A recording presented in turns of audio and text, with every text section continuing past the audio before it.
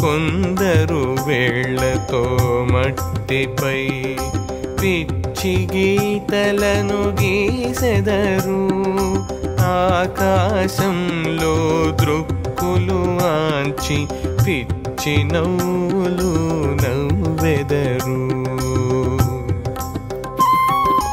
ఆకాశం వైపు చేయి చూపి దేహం మరచి నిశ్చలంగా ఎన్నో రోజుల తరబడి వీరు నిలిచి ఉండెదరు.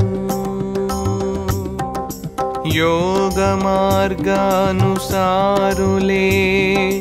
వీళ్లను గుర్తించగలరు.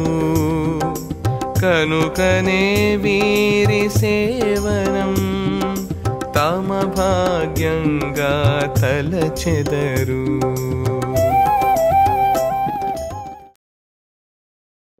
వీళ్ళు కొంతమంది మట్టిలో వేళ్లతో పిచ్చి గీతలు గీస్తుంటారు.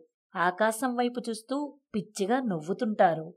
కొంతమంది చేతిని ఆకాశం వైపు పైకెత్తి దేహాన్ని మరిచి నిశ్చలంగా రోజుల తరబడి నిలబడి ఉంటారు.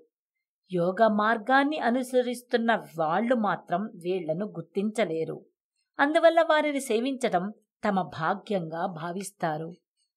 శ్రీ చంద్రభాను సత్పతి గురుదేవ విరచిత శ్రీ గురు భాగవతం